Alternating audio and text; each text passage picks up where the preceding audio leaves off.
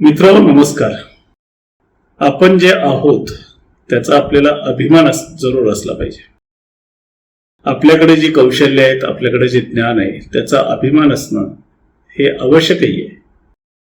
आपल्याकडे असणाऱ्या गोष्टींचा योग्य ठिकाणी योग्य वेळी वापर करणं हे आपल्या भावी आयुष्याच्यासाठी, भावी प्रगतीसाठी आवश्यकही असतं. मात्र आपण यशाचं एक एक शिखर पुढे सरकत असताना, पादांकात करत असताना त्या यशामुळं आपण खूप मोठे झालोत आणि काम हे हलकं आहे किंवा हे काम माझ्या योग्यतेचं नाही अशी भावना कधीही मनात आणणं योग्य नसतं. आपण जाता जाता अनेक गोष्टी पाहत असतो आणि त्यांच्याकडे दुर्लक्षही करत असतो. समजा एखादा शिक्षक असेल आणि वर्गाच्या बाहेर पडत असताना तो जर फॅन आणि त्या वर्गातल्या ट्यूबलाइट्स बंद करत असेल तर अनेक जण त्याला नावं ठेवतात. प्रत्यक्षात मात्र तो शिक्षक केवळ त्या महाविद्यालयाची, त्या संस्थेची किंवा एखाद्या संकुलाची आर्थिक बचत करत नसतो, तर तो एक प्रकारे राष्ट्रीय सेवा करत असतो. त्यामुळं आपलं पद कोणतंही असेल, आपण कोणत्याही मोठ्या यशाला गवसणी घातलेली असेल, आपण कितीही मोठे समाजामध्ये लौकिक अर्थानं असू तरी सुद्धा कुठल्याही कामाला हलकं किंवा मोठं असं मानण्याचं काहीही कारण नाही. प्रत्येक काम हे काम आहे आणि कामाला हलका किंवा भारी अशा कुठल्याही प्रकारची प्रतवारी नसते. या संदर्भातली एक गोष्ट खूप प्रसिद्ध आहे, कदाचित तुम्हीही ती ऐकलेली असेल. एकदा सैनिकांच्या गाड्या रस्त्यावरून जात होत्या. अर्थात ही घटना अमेरिकेतील आहे आणि त्या सैनिकाच्या गाड्या एका पाठोपाठ एक जात असताना प्रत्येक गाडी ही तिच्या वेगाने पुढच्या गाडीला फॉलो करत अशी जात असते. रस्त्यामध्ये एका ठिकाणी टर्न येतो. त्या टर्नवरून पहिली गाडी, दुसरी गाडी, तिसरी गाडी जातात, एका पाठोपाठ एक अशा त्या गाड्या पुढे जात राहतात. मात्र शेवटच्या गाडीमध्ये जे सैनिक असतात आणि जो अधिकारी बसलेला असतो त्यांची ती गाडी पुढे नेत असताना त्या चौकामध्ये टर्न घेत असताना, वळण घेत असताना ड्रायव्हरला नेमका अंदाज आला नाही. अगदी काही मिलीमीटरने त्याचा अंदाज चुकला आणि त्याच्या गाडीचं पाठीमागचं चाक त्या खड्ड्यामध्ये अडकलं. खड्ड्यामध्ये अडकलेलं चाक काढण्यासाठी सैनिक जीवाचं रान करत होते. त्या गाडीमध्ये असणारे सर्व सैनिक खाली उतरून ती गाडी उचलण्याचा प्रयत्न करत होते. मात्र ते गाडीचं चाक काही अंतर वर यायचं आणि पुन्हा खाली जायचं. असं खूप वेळ झाल्यानंतर तो अधिकारी जो होता तो अधिकारी चिडला, कारण त्याच्या पुढे असणाऱ्या गाड्यामध्ये त्याचेही साहेब होते आणि त्या गाड्या खूप अंतरावरती निघून गेलेल्या असणार.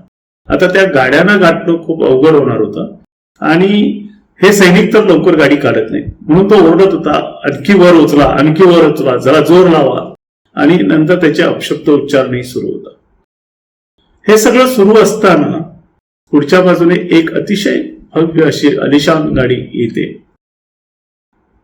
ती गाडी त्या ठिकाणी थांबते आणि त्या गाडीतून एक व्यक्ती उतरते.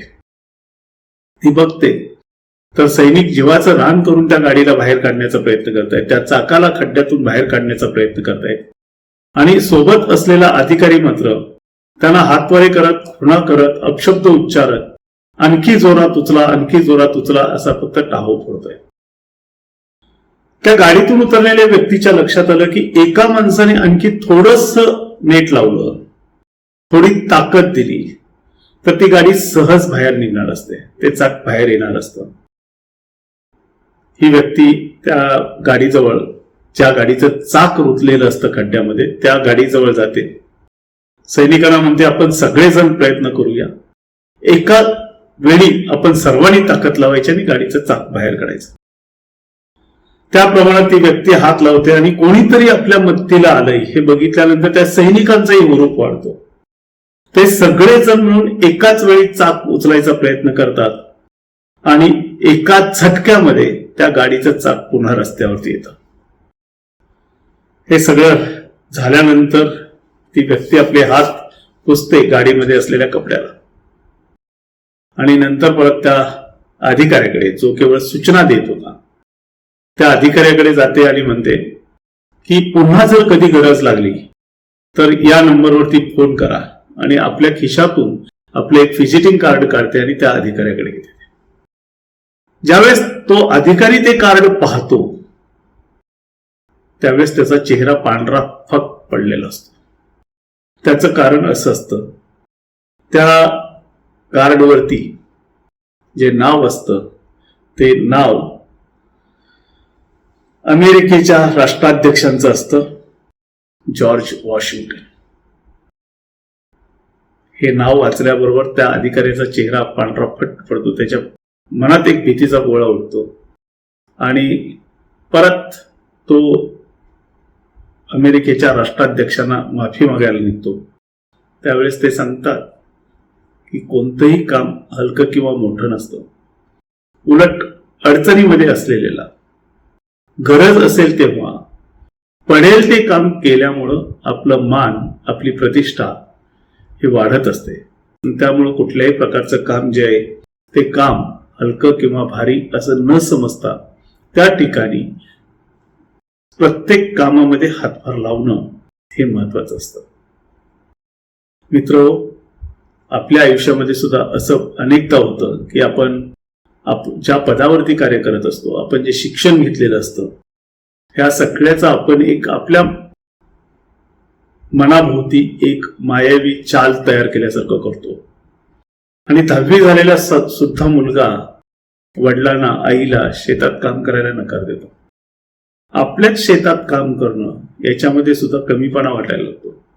प्रत्यक्षात असं करणं हे पूर्णतः गैर आहे.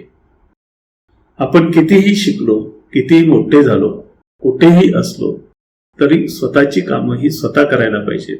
कुठलंही काम हलकं किंवा भारी, हलकं किंवा मोठं असं मानायला नाही पाहिजे.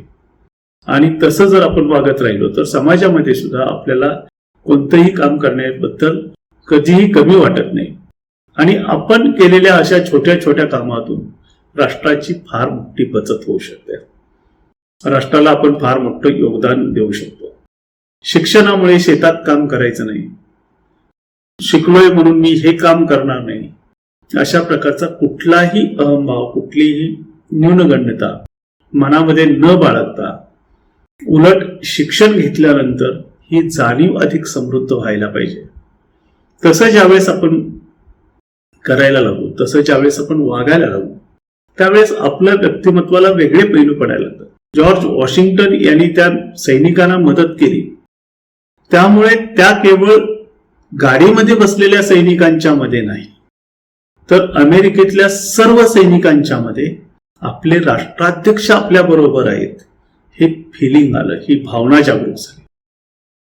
तसंच आपण आपल्या आयुष्यामध्ये पुढे जर एखाद्या मोठ्या पदावरती काम करत असू आणि तिथे जर एखाद्याला चतुर्थ श्रेणी कर्मचारी असेल किंवा आणखी कोणी असेल, एखादी आपली छोटीशी मदत हवी असेल की जी आपण सहज करू शकतो, पण अदरवाईज ते आपलं काम नाही असं असतं, अशी जर आपण मदत केली तर त्या कर्मचाऱ्यांची आपल्या प्रती आदराची भावना अधिक वाढत असते.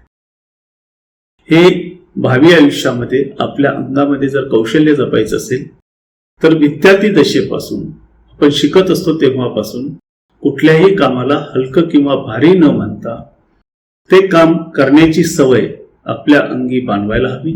आणि त्यामुळे शिक्षणामुळे काम टाळण्यापेक्षा शिक्षणामुळे काम करण्याची आपल्यामध्ये भावना जास्तीत जास्त जागरूक व्हायला हवी. हे झालं तर निश्चितच आपण आपल्या आयुष्यामध्ये यशस्वी होऊ शकतो. तो पैलू आपल्याला आपल्या आयुष्यात आलेल्या अडचणींच्या वरती मात करायला शिकवू शकतो. तो पैलू आपल्याला कधीही नाउमेद होऊ देत नाही. त्या गोष्टीमुळे आपण अनेक प्रकारची कौशल्य विद्यार्थी दशेमध्ये सुद्धा आपल्यामध्ये विकसित करू शकतो आणि यातून आपण आणखी समृद्ध होतो. धन्यवाद.